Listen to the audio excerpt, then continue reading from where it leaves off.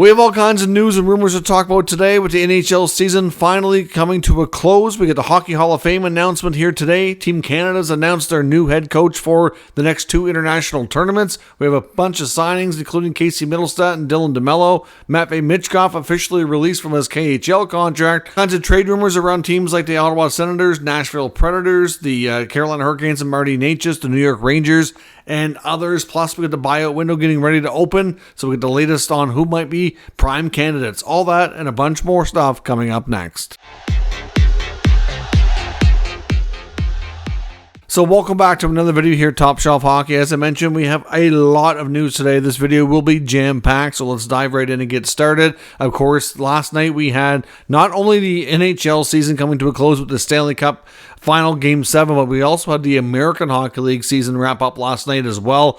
Their final and Calder Cup championship was awarded. The Hershey Bears, which are the affiliate for the Washington Capitals, won the championship for the second consecutive season. So Matthew Strome scores the winning goal to clinch the Calder Cup championship. Max Lapierre gets the playoff MVP award, and the Bears clinch, so congratulations to them. Of course, the Florida Panthers beat the Edmonton Oilers last night after losing 3 consecutive games.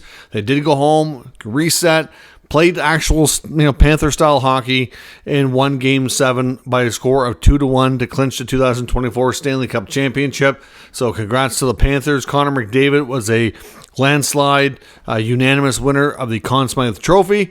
Even though they lost, he set tons of records, and certainly had an amazing performance, deserving of the award in my opinion. Barkov was second in voting, getting majority of the second place votes. Sergei Bobrovsky only had one first place vote, which I found a little bit surprising. Not shocked that McDavid won. I just thought the vote wouldn't be quite so skewed that way, but obviously I do have another video on the channel after the game was over last night, kind of recapping the game and talking more in depth about what it means for both franchises. Of course, first cup win for the Panthers in franchise history in 30 years, so certainly a big moment for them. Crushing loss for the Oilers. I mean, wow, to come all the way back, make a Game 7, and to lose by 1 goal, it's like, I'm sure over time they'll realize what they accomplished and be proud of themselves, but right now in the moment, for the first little bit here, it's going to take time to get over that. That's definitely an absolutely crushing defeat, but I do think they have all the pieces there. Depending on what they do this offseason, they can certainly be back and have more opportunities to win the Stanley Cup. So we'll see. Of course, with the games being done and the cup being awarded, the NHL's first buyout window will be opening here soon. It'll run from June 27th to June 30th. Of course, teams can get a second buyout window depending on their restricted free agent business. If they have cases go to arbitration and all that, that can be down the road into the offseason, further into July. But the first buyout window will receive most of the buyout business taken care of. So, of course, 27th is not all that far away. Of course, it's only a 48-hour time frame after the game is over in Game 7 here. So some guys we're looking at and wondering if it's probably going to come. A lot of talk about Jeff Skinner in Buffalo. A lot of talk about Jack Campbell, of course, in Edmonton, who spent most of the year in the minors. Nate Schmidt in Winnipeg's another one. A lot of people have been talking. I know Jeff Merrick's been mentioning that he thinks Jean-Gabriel Pageau with the Islanders or could end up being a buyout candidate. I would imagine Lou Lamoriello will try to trade him first with a bit of a sweetener or something, but if that fails, or they don't like the price of the cost of the trade, then certainly a buyout will be an option. I do have another video I did on the channel from a couple of weeks back looking at some of the top 15 candidates I felt were, in a buyout candidate category. So if you haven't had a chance to watch that, you can go back and look at further details, but those are some of the names that are getting the most attention right now in the media as being prime people that could face that consequence here over the next few days. Of course, the Hockey Hall of Fame made their announcement today as well for the 2024 class. Lots of great names in here, some that are more deserving than others in my opinion, but still all people who had solid careers. In the building category, David Poyle, longtime general manager of the Nashville Predators, who was their first ever GM and stayed right till last year. He had a heck of a career as a GM. Never won a Stanley Cup, but he was a lifelong hockey executive and had a long run there, so well deserving there. Colin Campbell as well, going in the builders category. He had a really, still working and has a really long effect and impact on the game and in the league office. So certainly two well-deserving gentlemen there when it comes to the builders category. In the women's category, we've got a couple of American-born ladies, then Chrissy Wendell-Pohl and Natalie Darwitz. So they will go in on the women's side. And, of course, on the male side, we've got Shea Weber, Pavel Datsyuk, and Jeremy Roenick. Now, in all honesty, these are all good players. They all have solid careers. I honestly did not think that we would see Weber or Roenick get in. In Weber's case, he was a heck of a defenseman, had a scary-ass shot, certainly intimidating in that sense, a great leader, lots to like about his career, but he's never won an individual award, never won a Stanley Cup, and just really wasn't, I guess, in my opinion, based on looking at all the categories that we measure these players with all the stats, just wasn't that dominant. The main thing he was known for was he was strong defensively and he had a wicked shot. Like I said, not that he wasn't good. He was really good. I certainly very much respect what he accomplished. I just wasn't sure we'd see him in the Hall. Same goes for Jeremy Roenick. Again, never placed higher than 6th in league scoring, never won an individual award, cups and all that. There's all the guys like Alexander McGillney, who has everything checked, can't seem to get in. Even Keith Tkachuk would be a little bit more dominant. He's out of all the guys that are not in the Hall, he's got the most goals. So I thought they might have a better chance. So again, not taking anything away from Weber and Roenick, I think they had great careers. They were very entertaining to watch. Certainly very respectable what they accomplished. I just wasn't sure they would get in based on who they are up against. It's just kind of mind-boggling from year to year how they seem to make their decisions. But congratulations to everybody involved in the 2024 Hall of Fame class. In Columbus, of course, we know they're looking for a new head coach after the GM change here recently. Don Waddell decided to move on from Pascal Vincent. All indications are right now that Todd McLellan, former head coach of the LA Kings, of course, coached with the Oilers before as well, and seems to be the front runner. So we'll see where it goes. I mean, McClellan's got a lot of experience. It seems like that's the direction Columbus wanted to go. They've had a lot of first-time head coaches, and obviously between San Jose and Edmonton and in LA, he has a lot of experience. Not to mention, like I said, a long run as an assistant prior to that. So he could be a great candidate. It's not a foregone conclusion that he's going to be the next head coach, but a lot of reports indicate that he seems to be the front runner. So we'll see if that seems to stay the case here. Team Canada, or Hockey Canada, has announced their head coach for the next 2 international tournaments that are coming up over the next couple of years. The Four Nation Face-Off next year, and then, of course, the 2026 Olympic Games, and that will be Tampa Bay Lightning bench boss John Cooper. Cooper, to me, is a terrific choice. Cooper has multiple Stanley Cups. He's used to working with a lot of successful players, lots of big names, lots of egos, which can be a big part of managing that type of team when you get all these type of star players together. But I think he's the perfect candidate, really, for what we had to pick from for Canadian coaches. I would suspect that after winning the Cup now, being in the final last year, and all the experience he has, I'd be surprised if Paul Maurice was not on the staff in some capacity as well. But we will see once they confirm the remaining members of Cooper's staff. But I think Hockey Canada's made themselves an excellent choice. I know some signings here today as well. The Avalanche signed pending restricted free agent forward Casey Mittlestadt. He gets a 3-year contract extension at $5.75 million. Of course, he was traded to the Avalanche from the Buffalo Sabres ahead of the NHL trade deadline this past year for defenseman Bo Byram in a pretty unique hockey trade. It was a 1-for-1 deal. Seems to be working out for both sides so far. Mittelstadt's contract, I think, based on his production, is pretty reasonable, pretty fair. So I think that's a pretty good signing there for the Avalanche. He seemed to be a good fit and kind of solidified their number 2 center spot. The Winnipeg Jets today signed Dylan DeMello. They were able to return him to the back end of the Jets team. Of course, he was a huge part of things there. There's going to be some turnover in the Jets blue line, but DeMello just a real steady, reliable defenseman. He gets a 4-year contract at $4.9 million.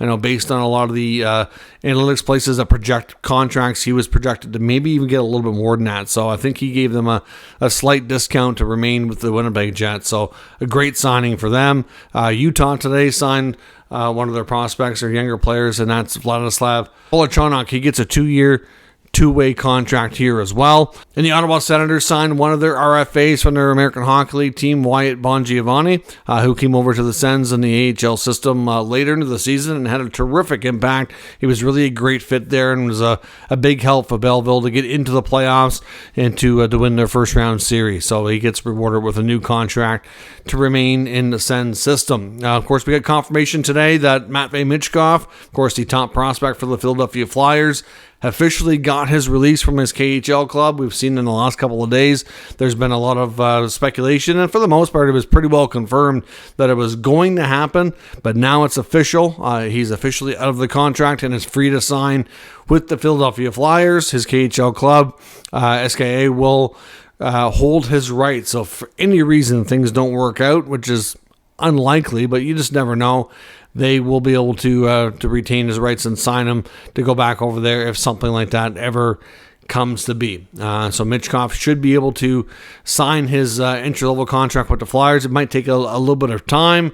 Obviously, they need to work on getting his work visa and all that type of stuff processed, so it shouldn't be too long. But so in the near future, we'll get that signing made official. Update as well between Steven Stamkos and the Tampa Bay Lightning, the pending unrestricted free agent. Talks continue between the two sides. We don't have much change in the way of where things stand for getting a new deal done to retain the captain to stay in the Tampa organization where he spent his entire career, but certainly something that they're still hoping to accomplish, but it seems to be that there's still a bit of a gap there. We don't know exactly where things stand with what Tampa's offering versus what Stamkos wants. A lot of that details have been reasonably quiet. One thing we do know is Tampa does not have very much salary cap space, and I would suspect sometime in the next few days we're probably going to see some sort of a trade to free up some money. But hard to say exactly who that player is going to be or where they're going to be heading. But when we see that, that would probably give us indication that a Stamkos signing would be closer. Now, if we don't see that, that's probably going to give us an indication things are maybe trending towards not getting done. We'll have to see. But obviously, he's eligible to sign with other teams starting next week on Monday when free agency opens. So they've got the rest of this week to get things figured out. But as of right now, there's still a gap, still no change, and they continue to see if they can find common ground to get a deal done. Another update, of course, last night we got word that Alex Merulo is out in Arizona, with the previous updates indicating that the land auction was canceled. He's decided that he's not pursuing any other arena opportunities, and he's done. And he's going to be handing over the rights to the Coyotes, intellectual property and whatever he owns. I guess technically he owns the Coyotes, but really it's just a name, trademark, etc. So that's going to be going back to the NHL. Merulo will retain the rights to own the American Hockey League's Tucson Roadrunners. However, I know Arizona fans might, or fans of hockey in the state of Arizona might not be thrilled to find out that it sounds like he's trying to move that team as well. He wants to move them to Reno, Nevada. I don't think he's going to have any dealings at all in the state of Arizona. He is not well liked there. We know politically he's run into a lot of roadblocks because he does not know how to manage relationships and build relationships, which is something that's been a problem the entire time he's been the owner there of that franchise. Merulo, like I said, in his previous or in his main line of work for how he's made his money, he tends to buy distressed assets and then, kind of prop them up and sell them off. And which is why everything that they've run into with their reputation for being like late on paying things and things like that, that's how he's gotten rich and other industries he's worked in, but that's not going to fly in the world of sports.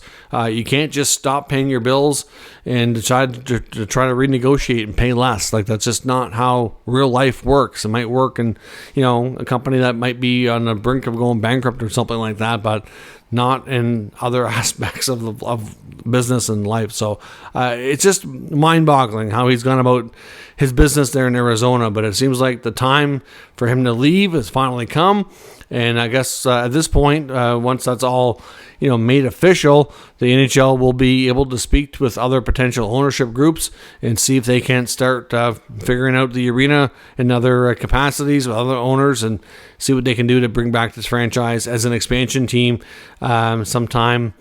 Probably looking at 5 to 10 years, but at least they can start talking to other, hopefully more competent sports owners that can maybe figure out a way to get this done. Now, lots of other rumors around the NHL. I know one thing that we're watching as well is Jake Guentzel, one of the bigger UFAs or pending UFAs on the market. Apparently, Carolina, according to many reporters, has not given up here. I know there was a lot of talk about Vancouver, but now it sounds like that group has expanded.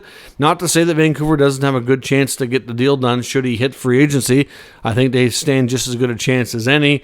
Especially with all the former Penguin connections there with that franchise, lots of familiar faces and relationships that are already existing. But with Carolina still pushing hard, we'll see if they have a chance to get it done. But as I've said before, the Canes, as much as they're a really good franchise, their owner there is a bit frugal. That's just the way it is, and he will not overpay, or at least in his opinion, will not overpay. So will they go to like $9 million for Guentzel? I'm not convinced they will. And if they don't, he'll end up hitting free agency because that appears to be the number that Vancouver is prepared to offer. But we've seen some other reports today suggesting that other teams like the Rangers are interested. Detroit, LA, also to some degree have varying levels of interest in signing Guentzel. I don't know what they're all willing to offer. The main teams we've heard about so far being the kind of like your front runner, so to speak, with what the offers are, appears to be Vancouver, but it's hard to say. If we see some of these other teams make cost-cutting moves, then we'll certainly know that something more is up. But Guentzel is trending towards being a free agent, but it's not a foregone conclusion yet that the Hurricanes are not going to find a way to keep him. Of course, we've got Nashville as well. They're another team to watch. They're certainly been very active, according to various reports, on the trade talk market, on the free agent market. They're looking to very much revamp their blue line. On the free agent market, they do have levels of interest in Brett Pesce and Sean Walker, as well as some other D that are kind of like in your trade market. So, again, Nashville's a team that's expected to be busy by some of the reporters, but we do know that one of the players that they appear to be heavy in on is Marty Necas in Carolina. There could be a larger trade involved. I know I've seen updates as well that they do have interest in this player for sure. And some reporters were wondering if it could get to a point that Carolina may ask for UC Saros, and if they could build a larger deal that would have multiple other pieces on both sides that could feature Necas and Saros being kind of like your main piece on each side with other pieces in there to kind of even things out and make it a fair trade. Everything we're hearing around a Saros contract extensions that the Preds are still not willing to go to an $8 million contract for 7-8 year extension, which is apparently what Saros is looking for. And to be honest, I'd have a hard time thinking that the Hurricanes would pay that too. But we are hearing that they have interest in the goalie. We know that based on how Freddie Anderson played in the playoffs, I wouldn't be shocked if they did move on from him. But they do have Pyotr Kochetkov, who's been really good. I honestly think he's capable and ready and able to be the starting goaltender. But at the same time, maybe they're not completely sold on that. If they can bring in a way to upgrade, but I mean, I don't know. I mean, I guess good to have a good tandem. I mean, a Saros-Kochetkov tandem would be pretty darn amazing, I would think. But again, if the Canes are a team that's notorious for not wanting to shell out big money, and we know that they're having a hard time with the Guentzel situation, are they going to want to spend that kind of money on goaltending? They've had pretty value goaltending, you could call it. Like, they've had a situation with their goaltending the last number of years between Anderson and Ranta that they haven't really had to spend a lot of money on it. They've been getting good value out of it. I'm not sure they're going to want to bring in, a guy like Saros who's going to be looking for an $8 million contract. We'll see, but there are some that think that the trade talks could get to that point. Nashville may look to move Saros after all, and there might be some level of interest to make that a bigger deal, but I'm personally not seeing it, but that's what's out there on the rumor market right now. There's also talks that things might be heating up around a potential John Gibson trade out of the Ducks organization. It sounds like maybe the move we saw today with the Red Wings basically giving Jake Wallman to the San Jose Sharks and freeing up some space. that maybe they might be the main team to watch in a Gibson trade. Of course, Pat Verbeek, the GM of the Ducks, Steve Yzerman, the GM of the Red Wings, are very good friends and worked together for a long time. Verbeek is basically an Yzerman disciple, worked under Yzerman for a long time before becoming a GM himself of Anaheim. So certainly they know each other very well, and I'm sure if they could work out a deal, if based on their relationship, if they really want to get something done. And it sounds like we've heard rumblings about Yzerman and the Red Wings being kind of in the goalie market lately, but Yzerman himself with his comments that he doesn't want to trade for a goalie just to be there for a short time. He wants, if he's going to make a move in goal, that he wants somebody who's going to be there for an extended time. Gibson comes with some term, so it would make sense based on his comments that if he's going to do it, that would be the kind of goalie he would want. I would think that if they did do that, Ville Husso would almost have to be included going the other way. I'm not sure what else could be involved. I think they would probably keep Alex Lyon, who is under contract for another year at a pretty reasonable price for what he gives you, and they could run with a Gibson-Lyon tandem should that kind of deal go down. Like I said, hard to say what other pieces could be involved in that type of deal, but it sounds like Gibson is maybe getting closer to being traded, and Detroit might be the team to watch. So we'll see how that goes over the next few days. The New York Rangers, there is reports as well from Vince Mercogliano that they're exploring a variety of things, and that Chris Drury, who of course we know is not afraid to be, I guess you could say, ruthless, especially after how he handled the Barclay Gaudreau situation, putting him on waivers to rid himself of a 3-year contract, which was picked up by the Sharks, is looking at a couple of other things in the trade market, including Captain Jacob Trouba. Now, I know the fan base, well, for not the entire fan base, but a large portion of them that I've seen at least on social media, on Twitter, very unhappy with Trouba's play in the playoffs. And regardless of what you feel about Trouba's hitting tactics, clean, not clean, that's up for another debate and another conversation. But I think it's fair to say that there are times when he seems so focused on making the big hit that he leaves himself vulnerable to not play his position properly, leaving too many players, getting to the net, and giving up too many goals. At the end of the day, his defensive play has not been good. He's not an $8 million defenseman. He never really was, in my opinion, but I know that based on how things ended in Winnipeg, he was on the up and up. He became a 50-point guy. He had a real solid offensive campaign, wanted out, got his way to New York where he wanted to go. And they gave him what they thought he was going to be. And you know what? You can say what you want. You can like him as a leader. You can like him as a physical guy. But he's just, to me, he's not that type of defenseman that's worth that much money. And it is affecting their cap situation big time. Now, he does have some trade protection in his contract, so I don't know if they've had any conversation with him about maybe moving or not. But there is belief that they are looking for options to see if they can't move him. They have also mentioned Ryan Lindgren, who needs a new contract as well. I think they should try to hang on to Lindgren. He's an absolute warrior.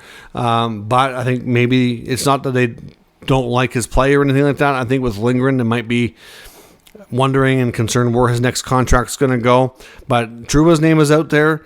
Lindgren's name is out there. Just because he's signed, it doesn't mean Kakko's not out there. There is belief that they still very much would be open to trading Kakko. And of course, they hold a first-round pick of pick number 30, also very much in play. So there's 4 major assets for the Rangers that are out there on the market. Discussions are being had. Hard to say what goes down, but Drury is being aggressive. We know he's interested in bringing back Patrick Kane. That's a possibility we might see as well. And there's just a lot of talk after how the playoffs have gone the last couple of years that they're very much open to a core member being traded and shaking things up a bit.